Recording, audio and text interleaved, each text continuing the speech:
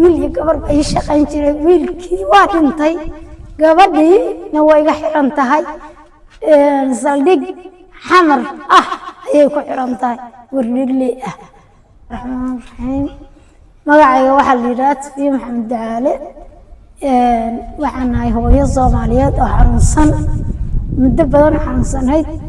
wiil gabar ay shaqayn jiray wiilkii waa dhintay gabadhii na way iga xiran tahay saldhig xamar ayay ku xiran tahay warnigley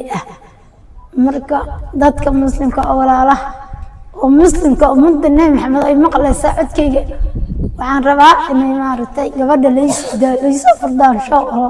laga bixiyo deynka anoo gabadheeda ku qaamowday deyn jaab lacagtiis oo ku go'day gabadheeda gabar naafo oo gabar ilmo yaryar haysata ilmaha aabaheed xitaa maroodu furay gacanta naafada xabad baa uga dhacday walaalayaal iyo muslimiinta iyo ummadda Nabi Maxamed oo dhan waxaan ka codsanaya maaragtay gabadheeda nalaafadiisa layso daayo oo lacag laysiiyo lacagta lay haystaa waa lacag jaad waana $6,000 sida la cadeeyay biliis waxay ku xiran tahay 5 maalmood biliis oo xiran tahay hadde waxa weeye warkale anigoo wax xanuunsan baa ilmihii waa u tegi waayey waxaan ku tago waa waayey qarash ma haysto oo ilmihii ugu tago dad islaam oo dariskeeda ahaya marka sidaas ayaan dhibaatadaasina haysata anigana waxaan ahay gabar hargeysa oo sacada oo reer faanahay Safiya Maxamed Daale la yiraahdaa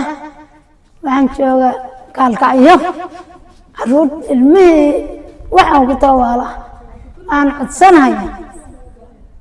codsanayaa in la iso daayo gabadha oo la gurmado meeshii muslimka ilaahay oo dhan baan u codsanayaa walaad qof gaariya ma jirto dadka islaamka oo codsanaya walaalka iyo nadhame lambarkaygu waxa weeye 32 34